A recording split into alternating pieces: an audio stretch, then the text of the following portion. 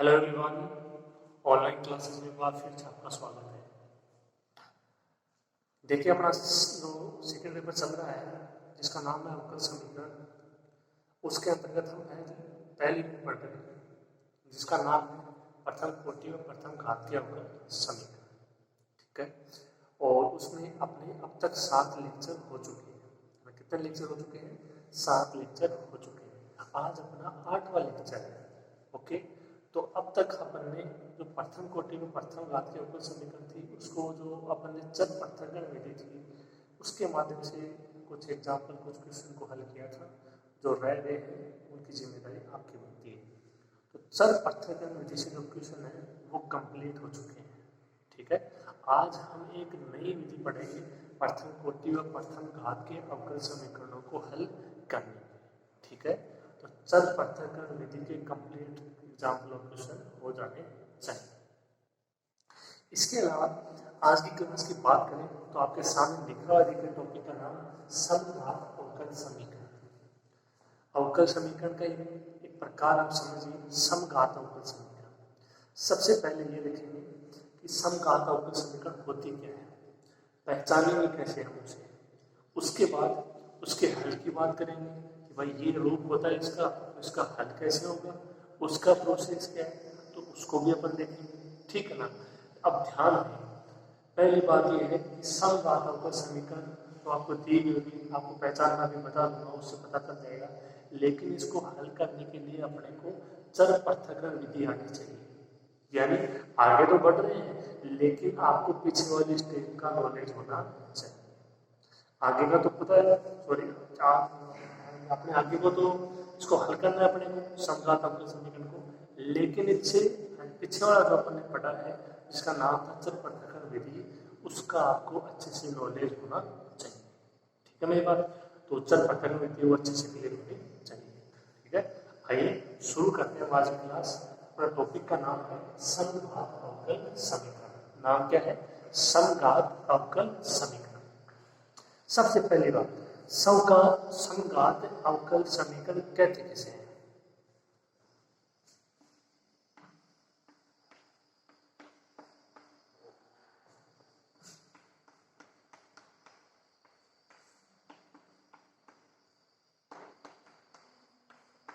ये इस तरीके से रूप होगा dy by dx is equal to f1xy f2xy। तो dy by dx तो ठीक है, अब इन दोनों से क्या समझें? तो सबसे पहली बात f1xy एवं f2xy ये दोनों ही x और y के फलन है। ये क्या है? दोनों ही x और y के फलन है। सबसे पहली बात तो मतलब इनका मान होगा वो x और y के पदों में होगा। x plus y x square minus y square sine x plus sine y log x plus e की पावर वाई। ठीक है ना। इस तरीके से किसी भी प्रकार से इनका मान होगा वो x और y के पदों में होगा। लेकिन इसके साथ और क्या विशेषता होगी? देखो f1 f2 तो मतलब ये मान तो अलग अलग होंगे। ठीक है, सेम तो होंगे नहीं, सेम तो कैंसिल हो जाएगा।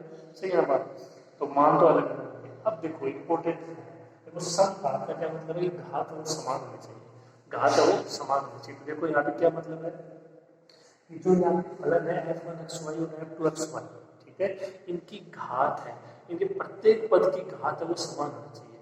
ध्यान से, इनकी प्रत्येक पद की घात है वो क्या होनी चाहिए? समान होनी चाहिए। ठीक है, चाहे ऊपर जितने पद हो चाहे नीचे जितने पद हो, चाहे ऊपर एक पद हो तो या दो पद हो, जैसे प्लस में आ गया तो दो पद हो जाएंगे तो एक पद रह जाएगा। इसी प्रकार नीचे भी चाहे एक हो दो हो, प्रत्येक पद में आपको देखना है कि घातों का योग है वो क्या होना चाहिए? समान होना चाहिए। आपको चरों की तरफ नहीं देखना है, अभी मैं एग्जाम्पल नहीं दूंगा। ठीक है, चरों की तरफ नहीं देखना है, आपने तो घातों का योग करना है। x की घात देख लीजिए, y की घात देख लीजिए, टोटल घात देखो। ठीक है, घात कितनी टोटल। ठीक है, चरों की तरफ आपको नहीं देखना है। देखो f1xy में f2xy क्या है?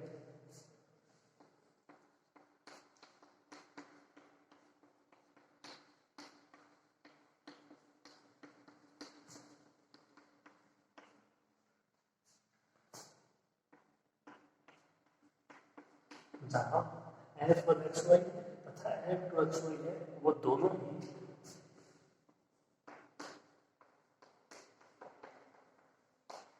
किसके? चरों अक्ष में y के, चरों अक्ष में y के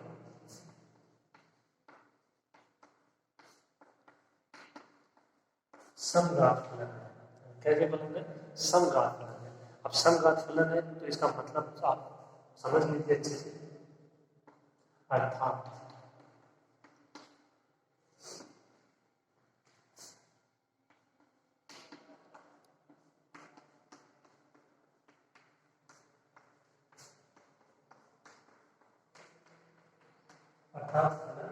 F1xy तथा F2xy, ये दोनों फलन है कि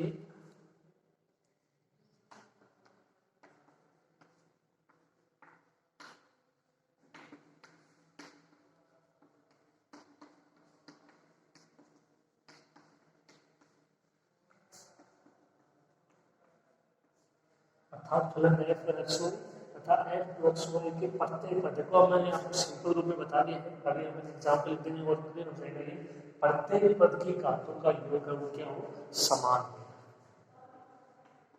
तो ये विशेषता होगी, ये परिभाषा होगी इसकी समघात फलन की, कि भाई कोई भी फलन चाहे ऊपर हो चाहे नीचे हो, उसका प्रत्येक पद देखो, ठीक है, और प्रत्येक पद के घातों का योग समान है, ठीक है। तो घात देख लीजिए टोटल कितनी है, योग कर लीजिए, और प्रत्येक पद में समान होनी चाहिए। जैसे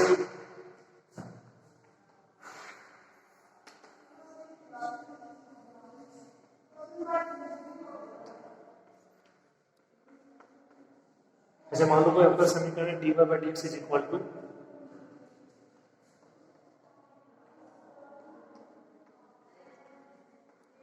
x square upon x square plus y square, ये सब का आता है अवकल समीकरण। कैसे? देखो ऊपर एक ही पद है, इसकी घात कितनी है? 2, ठीक है। अच्छा नीचे देखो 2 पद है, लेकिन अब आपको ऐसे निकलना है 2 घात, इसकी 2 घात, इसकी 4 और इसी नहीं, ठीक है। जितने भी पद हैं प्रत्येक पद की घातों का योग, यहाँ भी घात दो, यहाँ भी घात दो, यहाँ भी घात दो, प्रत्येक पद की घातों का योग क्या हो? समान हो, जो कि यहाँ पे कितना है? 2, ठीक है। और देखिए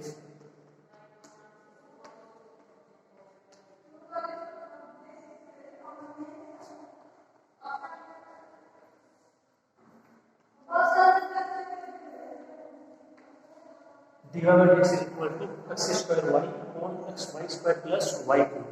ये देखो पूरा पद है, 2 घात इसकी, 1 घात इसकी, पूरे पद की घात कितनी होगी? 3 हो गई। 1 घात इसकी, 2 घात इसकी, कितनी घात होगी? 3 हो गई, इसकी 3 घात हो गई। प्रत्येक पद की घातों का योग वो समान है तथा 3 है। ये किस प्रकार के अवकल समीकरण हो गई? समघात अवकल समीकरण। ये इसकी परिभाषा, ये एग्जाम्पल, उम्मीद करता हूँ आपके समझ में आ गई होगी। बहुत ही सिंपल सी बात है। ऊपर नीचे कोई फलन होंगे इस तरीके से आपको dy by dx में दिए गए, ठीक है। तो आपको ये देखना है कि प्रत्येक पद की घातों का योग, अब अपने केवल देखो यहाँ पे घातों से मतलब है, ये नहीं देखना है कि आप ऐड नहीं x के कोई नहीं, अपने को केवल घातों का योग करना है और देखना है कि वो समान है या नहीं। अगर ऐसा होता तो ये समघातों का समीकरण नहीं है, ठीक है ना बात, क्योंकि यहाँ पे 2 है, यहाँ पे 3 है, यहाँ पे 3 है, प्रत्येक कोई घातों का योग समान नहीं। ओके, उम्मीद करते हैं आपको समझ में आ गया होगा। इतनी मुश्किल चीज नहीं है, आसान सी चीज थी, ठीक है। तो आपको ज्यादा कुछ नहीं करना है, इसको आपको ऐसे कैसे नोट कर लेना है, सिंपल वे में इसको लिखिए, आपके आसानी से समझ में आ जाए, ठीक है। शुरू कीजिए आप इसको।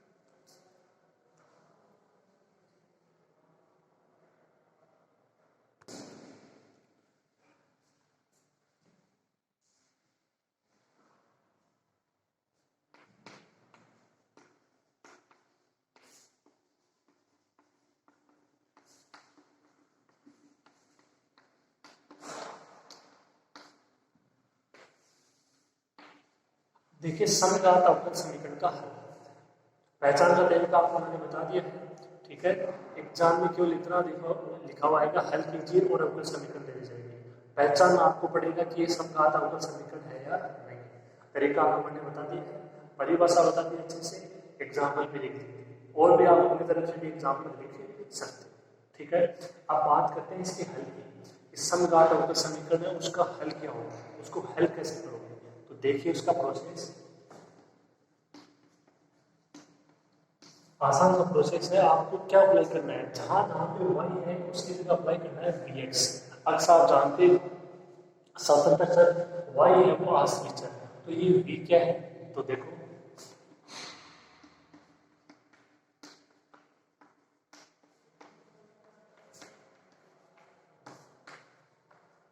v है वो क्या है, एक नया आश्रित चर है।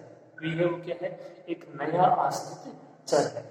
देखिए अब यहां से यदि आप इसका अवकलन करते हो dy बाय dx, इसका इसके सापेक्ष, तो फर्स्ट इनटू सेकंड से v कांस्टेंट नहीं, ध्यान रखिएगा आश्रित चर है वो नया, कांस्टेंट नहीं है, अचर नहीं है। तो इसका फर्स्ट इनटू सेकंड से करोगे x के सापेक्ष, तो v ऐसे ऐसे और x का x के सापेक्ष 1 प्लस x ऐसे कैसे और v का x के सापेक्ष dv बाई dx। अब आपको क्या करना है, जो अवकल समीकरण दी जाती है उसमें dy बाई dx की जगह ये अप्लाई कर दोगे, तो आप उसमें पाओगे कि स्वतंत्र चर है वो x पहले भी वही था, लेकिन जो आश्रित चर था y वो अब आश्रित चर चेंज हो गया इसमें v में। यानी सिंपल सी बात ये है, आश्रित चर y है वो एक नए आश्रित चर v में चेंज हो जाता है इस संबंध के माध्यम से, ठीक है। और इसके आगे का जो प्रोसेस होगा वो होगा चर पृथक्करण विधि से। वो किससे होगा, चर पृथक्करण विधि से। यहाँ पे इतने हो पाएगा ये। अभी अपन एग्जांपल करते हैं, बहुत सारे एग्जांपल हैं, क्वेश्चन लोग करेंगे, आप देख लेना। इसमें केवल आपको इतना करना है, सबसे पहले पहचान करनी है कि ये समघात अवकल समीकरण है या नहीं, पहचान लिया। उसके बाद में क्या करना है, y इक्वल टू vx। आपके दिमाग में आएगा v क्या है, v ने रिप्लेस किया किसको, y, ठीक है। y आश्रित चर था, उसकी जगह v आ गई कोई नया आश्रित चर, ये उसका प्रोसेस है। फिर dy बाई dx ये आप जानते भी हो, ठीक है। फर्स्ट टू सेकंड से आसानी चल जाएगा। v है वो नया आश्रित चर है, नेट की कोई कांस्टेंट है, ठीक है। तो इसका फर्स्ट टू सेकंड से अवकल समीकरण में वो हट जाएगा, y हट जाएगा जब dy बाई dx की जगह अपन ये अप्लाई कर देंगे। और तो ये जैसे कि मान लो आपके अवकल समीकरण इसमें तो अपने पास में दो चर थे x और y, अब की बार कौन से दो चर हो जाएंगे, x और v, x और मान ज्ञात करेंगे v का, मान ज्ञात करेंगे इसका v का, मान ज्ञात पहले किसका कर रहे थे, y का, अब किसका ज्ञात करेंगे, v का। v का मान कौन से प्रोसेस से होगा, चर पृथक्करण विधि से। कौन सी विधि से, चर पृथक्करण विधि से। इसके बाद ये मान ज्ञात करने के बाद आप ध्यान रखिएगा आंसर लास्ट में आएगा v, ठीक है। तो फिर आपको क्या करना है कि आंसर आपको लिखना है x और y में। तो कैसे, लास्ट में जब मान ज्ञात हो जाता है v का, तो उसकी जगह क्या अप्लाई करोगे, y अपॉन x। यहाँ से v का मान कितना जाएगा, y अपॉन x। तो ध्यान रखिए चीजों का, आंसर किसमें लिखोगे, x और y में लिखोगे, v में नहीं लिखोगे। वो एक हल करने का तरीका है। तो ये पूरा प्रोसेस था किसका, समघात अवकल समीकरण को हल करने का। एक बार फिर सुन लीजिए, फिर रिपीट करूंगा आपके लिए, नया है, ठीक है। सबसे पहले पहचान करोगे, पहचान का तरीका मैंने आपको बता दिया। प्रत्येक घात में प्रत्येक पद में जो घातों का योग है वो समान होना चाहिए, केवल घात ही में अपने गुणवान चरों की तरफ नहीं देना है, ठीक है। पहचान लिया, पहचान करने के बाद y इक्वल टू x, अवकलन करोगे हर बार एक प्राप्त होगा, ठीक है। इसका अवकलन ये होगा, हर बार चेंज थोड़ी हो जाएगा। v ध्यान रखना कोई नया आश्रित है, तो जो जहां था y वहां पे क्या जाएगा, v आ जाएगा। मान ज्ञात करेंगे किसका, v का। v का मान किसकी सहायता से ज्ञात करेंगे, चर पृथक्करण विधि, वो अभी क्लियर हो जाएगा, ठीक है। फिर जो आंसर आएगा वो v में आएगा, लेकिन उसको चेंज करेंगे x और y में, तो जहां जहां v है वहां पे क्या लिखेंगे, y अपॉन x, ठीक है। आंसर आ जाएगा। ये पूरा प्रोसेस आप एक दो बार ध्यान से सुन लीजिएगा, ठीक है। मैंने 2-3 बार रिपीट कर दिया है, अब इसमें कोई भी डाउट आपके नहीं होना चाहिए, ठीक है। तो फिलहाल आप इसको ऐसे कैसे एक बार लिख लो, और उसमें कुछ ज्यादा नहीं है। अभी हम एग्जाम्पल स्टार्ट करते हैं, आपके और अच्छे से क्लियर हो जाएगा, ठीक है। लिख लो इसे इतना।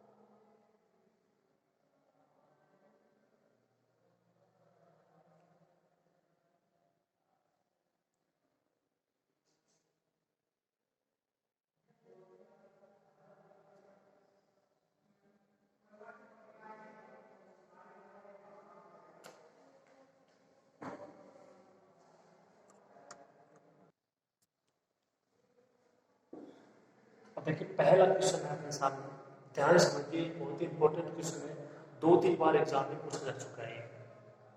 हल कीजिए x square y minus 2x y square d x minus x cube minus 3x square y d y is equal to जी।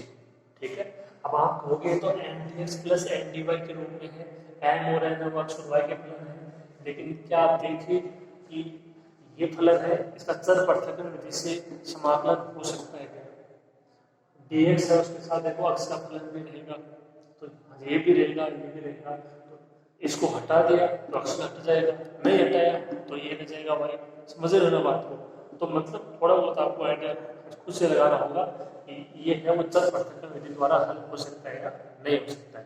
अब तक अपन ने जितने भी क्वेश्चन किए उनमें आसानी से x और y का पक्षांतरण हो गया है, जिससे कि dx के साथ x के पद आ गए, dy के साथ y के पद आ गए।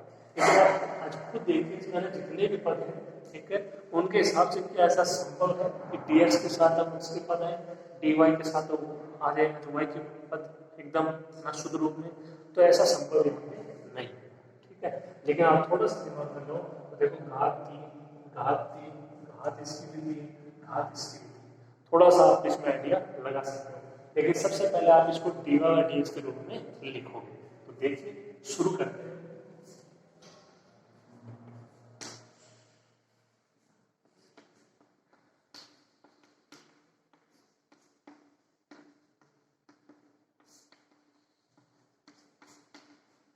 क्योंकि दी गई अवकल समीकरण से यहाँ से देखिए dy और dx का मान क्या हो जाएगा,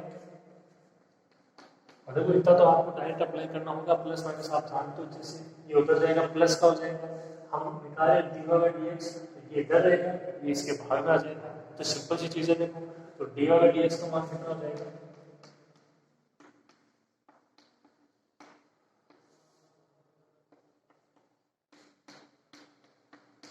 dy और dx का मान हो जाएगा x square y minus 2x y square upon x cube minus 3x square y. प्रत्येक पद में देखिए यहाँ पे तो आपके चर घातों का योग 3, यहाँ पे भी देखो एक घात, 2 3, यहाँ पे भी 3 घात, यहाँ पे भी 3 घात। ठीक है, इसको क्या बोलोगे, ये अवकल समीकरण है, ये तृतीय कोटि की अवकल, सॉरी तृतीय घात की क्या है, अवकल समीकरण है। ठीक है, समघात यानी इसकी कितनी घात है, 3 घात है, जो कि आपका प्रत्येक पद उसकी घात कितनी है, 3 है, तो समघात है, और कितनी घात है, 3 घात का समघात अवकल समीकरण है। क्लियर है?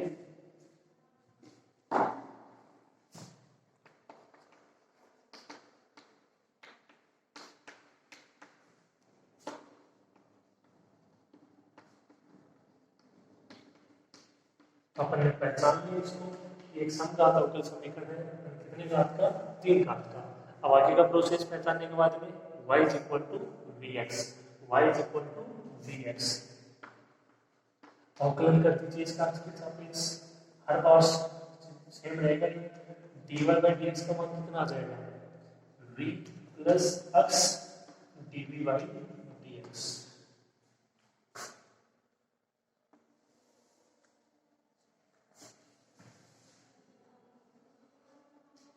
तो dy by dx का मान v plus x dv by dx। ठीक है, तो ये प्रोसेस तो हर बार सेम रहने वाला है।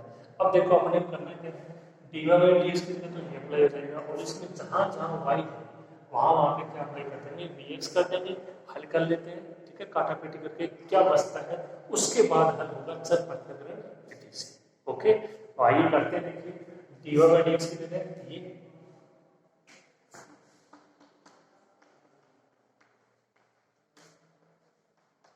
v plus x dv by dx is equal to x square ऐसे कैसे, और जो y है उसकी जगह vx minus 2x y square यानी vx का होल स्क्वायर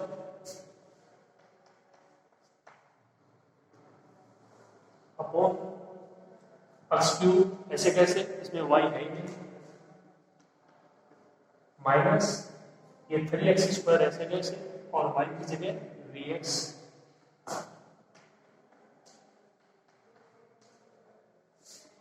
इसको थोड़ा सा हल कर लेते हैं। देखो x square into x, x cube हो जाएगा,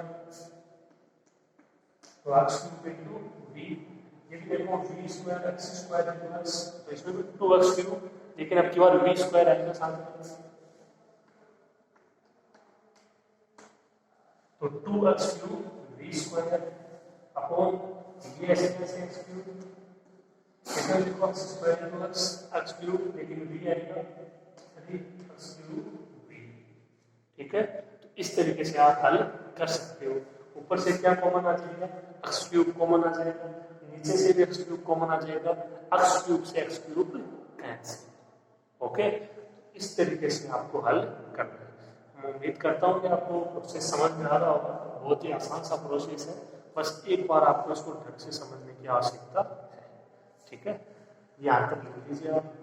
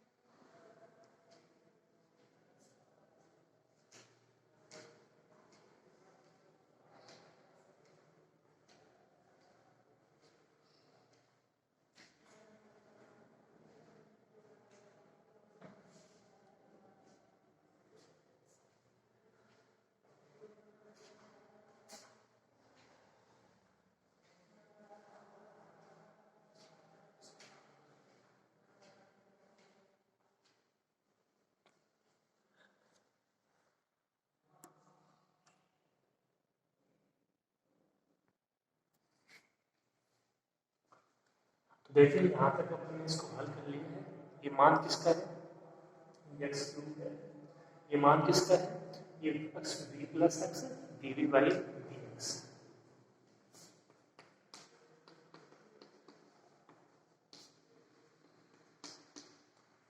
तो देखो ऊपर से एक्स क्यूब आ जाएगा कॉमन, तो क्या बच जाएगा,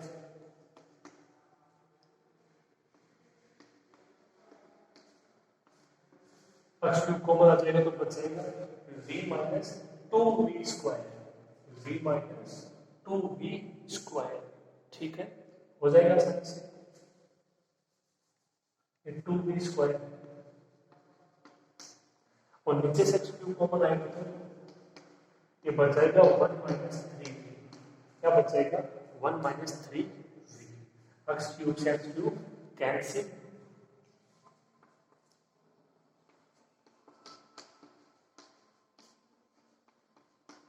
v plus x dv by dx is equal to v minus 2v square upon 1 minus 3v। अब आप इस अवकल समीकरण की तरफ एक बार ध्यान से देंगे, इसमें केवल दो ही चर हैं, एक v है और x एक x है, इसमें कहीं भी y नहीं है, इसमें कहीं भी y नहीं है, आप देख सकते हो कोई नहीं, केवल v है और x है, v और x के अलावा कुछ भी इसमें नहीं। v आश्रित चर है, x स्वतंत्र चर है, मान आश्रित चर का होता है ज्ञात अपने को, तो इसी प्रकार यहाँ पे v का मान ज्ञात कर। ठीक है, तो एक तरफ v के पद, एक तरफ x के पद, तो सबसे पहले ये v प्लस है, इसको इधर लेके आओ, हल करो इसको, मान ज्ञात होगा यहाँ से इसका x dv बाई dx का, v minus 2v square upon 1 minus 3v, ये प्लस का भी और इधर आके माइनस का, इन दोनों को हल करो, एलसीएम क्या रहेगा 1 माइनस 3v, ये तो ऐसे कैसे v minus 2v square, minus v को एक से मल्टीप्लाई करेंगे minus minus minus plus v को 3v से करेंगे प्लस का 3v स्क्वायर।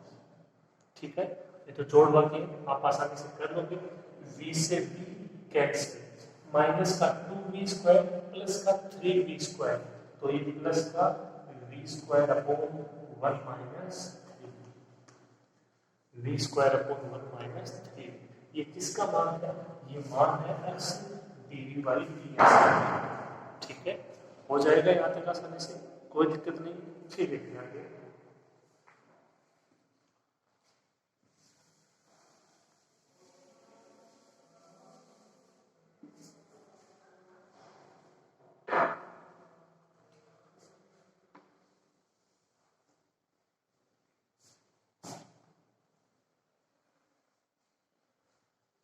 अब देखिए हम एक बार इसको लिख लेते हैं।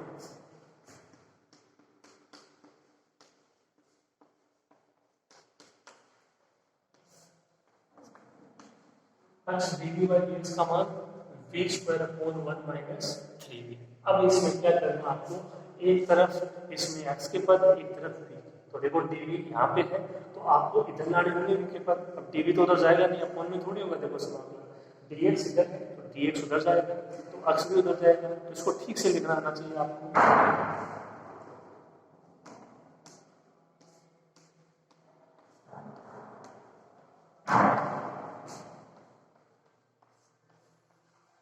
ये हो गया चर पृथक्करण विधि से। ये किसी हो गया चर पृथक्करण विधि से। आप देख लीजिए, एक तरफ v के पद है, एक तरफ x के पद है। ये इधर चला जाएगा dx अपॉन x, इधर आएगा 1 माइनस 3v और v स्क्वायर साथ में dv। dv और dx का ध्यान रख लेना, ठीक है, अपॉन में मत ले जाना, ये इनटू में रहते हैं, ऐसा सिंपल सी बात है। अब आप इसको समाकलन करना है, इसका समाकलन आसानी से हो जाएगा और इसका भी आसानी से हो जाएगा, दोनों में अलग अलग भाग देंगे। तो अगली स्टेप क्या होगी,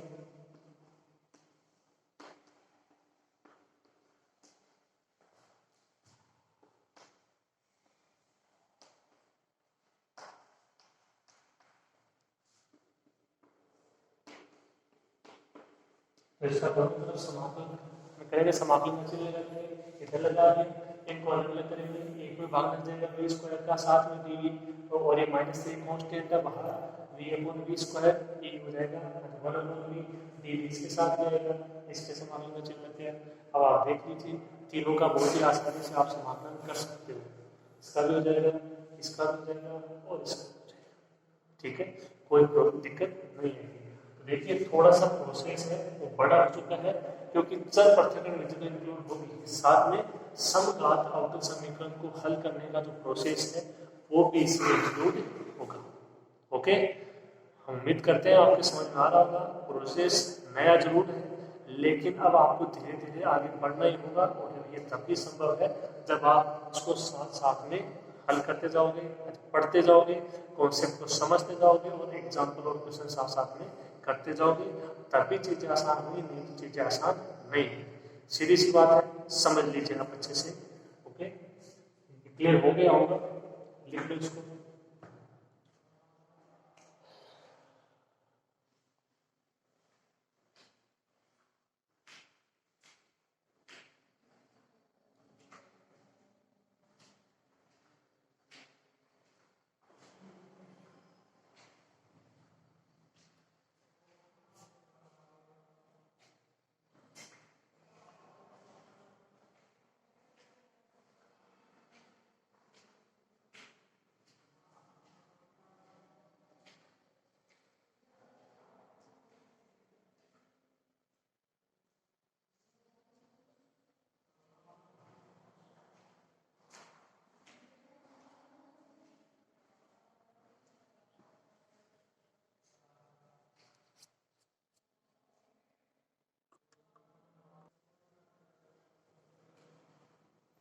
अब देखिए समाकलन करना है इसका, इसका समाकलन आसानी से कर लोगे। समाकलन कैसे होगा इसका, बहुत ही आसान है। देखो सोचे थे कि आप इसका समाकलन लॉग भी हो जाएगा, इसका लॉग एक्स हो जाएगा, इसका सोचना आपने, बहुत ही आसान समाकलन है। कैसे होगा, वैसे मत कर देना log v स्क्वायर, ये गलत है, ठीक है ना। x की पावर n से होगा ये, तो ये ऊपर जाएगा v की पावर -2, तो x की पावर n का समाकलन x की पावर n + 1 अपॉन n + 1, तो v की पावर -2 + 1 v की और अपॉन में -2 + 1, यानी v की पावर -1 अपॉन -1, ठीक है ना।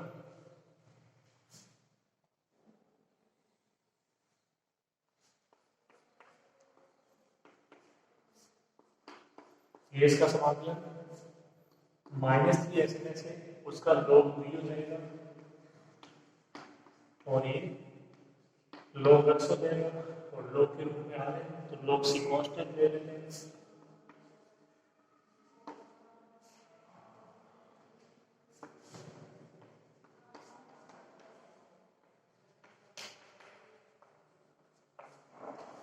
जहाँ लोग सी क्या है, कोई अचर है, इसको क्या लिखोगे -1/b। ठीक, माइनस, इसको चाहे लिखो माइनस का लिख लो चाहे प्लस का लिख लो, उससे कोई फर्क नहीं पड़ेगा। आपने ये लोग के तीनों पद है तो इनको एक साथ आप यहाँ से लिख सकते हो। देखो इसको क्या लिखोगे,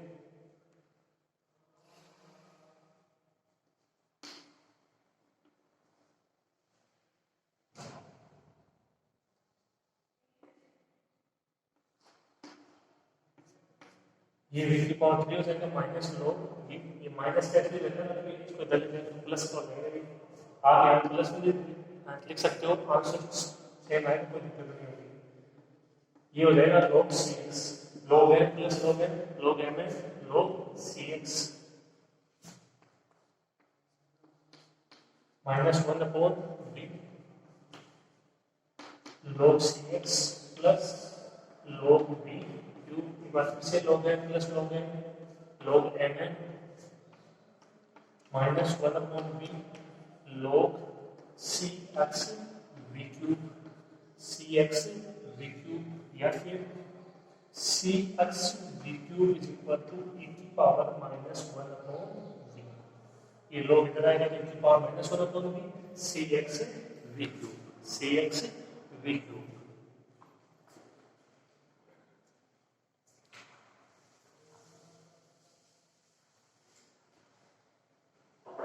अब आपको एक बात बोली मैंने, अगर आपको ध्यान हो तो आपको बात भी बोली कि आंसर रहेगा v और x में, लेकिन आंसर लिखेंगे हम किस में, y और x में, x और y में। तो वो जो अपन ने संबंध दिया था उसको आप लिखोगे, तो y is equal to vx, तो यहाँ से v का मान y अपॉन x, यहाँ से v का मान y अपॉन x। ठीक है, तो ये v का मान आप यहाँ पे रखोगे, कितना हो जाएगा cx v क्यूब यानी y cube upon x cube,